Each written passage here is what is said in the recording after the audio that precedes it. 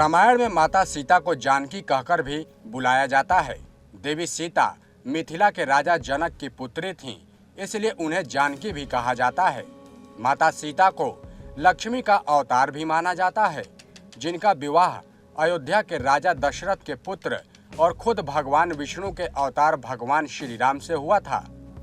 विवाह के उपरांत माता सीता को भगवान राम के साथ 14 साल का वनवास झेलना पड़ा, जबकि माता सीता के जन्म को लेकर कई पौराणिक कथाएं भी प्रचलित हैं, जिसके अनुसार कहा जाता है कि देवी सीता राजा जनक की गोद ली हुई पुत्री थीं, जबकि कहीं कहीं इस बात का भी जिक्र मिलता है कि माता सीता लंकापति रावण की पुत्री थीं।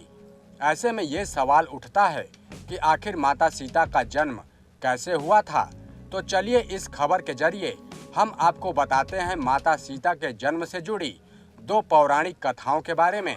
और पहली पौराणिक कथा वाल्मीकि रामायण के अनुसार एक बार मिथिला में पड़े भयंकर सूखे से राजा जनक बहुत ही परेशान हो गए थे। तब इस समस्या से छुटकारा पाने के लिए उन्हें एक ऋषि ने यज्ञ करने और धरती पर हल चलाने का सुझाव दिया। उस ऋषि के सुझाव पर राजा जनक ने यज्ञ करवाया और उसके बाद राजा जनक धरती को जोतने लगे। तभी उन्हें धरती में से सोने की डलिया में मिट्टी में लिपटी हुई एक सुंदर कन्या मिली। राजा जनक की कोई भी संतान नहीं थी, इसलिए उस कन्या को हाथों में लेकर उन्हें पिता प्रेम की अनुभूति हुई। राजा जनक ने उस कन्या को सीता का नाम दिया और उसे अपनी पुत्री के रूप में अपना लिया। जबकि वहीं दूसरी पौराणिक कथा माता सीता के जन्म से जुड़ी एक और कथा प्रचलित है, जिसके अनुसार कहा जाता है कि माता सीता लंकापति रावण और मंदोदरी की पुत्री थी। इस कथा के अनुसार सीता जी वेदवती नाम की एक स्त्री का पुनर्जन्म थी। वेदवती विष्णु जी की परम भक्त थी और वो उन्हें पति के रूप में पाना चाहती थी। इसलिए भगवान विष्णु को खुश करने के लिए वेदवती ने कठोर तपस्या की। और कहा जाता है कि एक दिन रावण वहां से निकल रहा था जहां वेदवती तपस्या कर रही थी, और वेदवती की सुंदरता को देखकर रावण उस पर मोहित हो गया।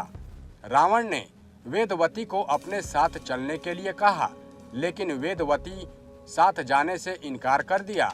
वेदवती के मना करने पर रावण को गुस्सा आ गया और उसने वेदवती के साथ दुर्व्यवहार करना चाहा। रावण के स्पर्श करते ही वेदवती ने खुद को भस्म कर लिया और रावण को श्राप दिया कि वो रावण की पुत्री के रूप में जन्म लेंगी और उसकी मृत्यु का कारण भी बनेंगी।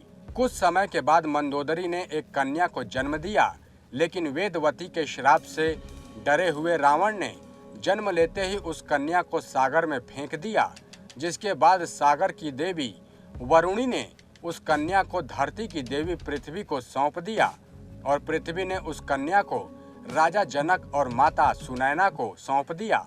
जिसके बाद राजा जनक ने सीता का पालन पोषण किया और उनका विवाह श्री राम के साथ संपन्न कराया।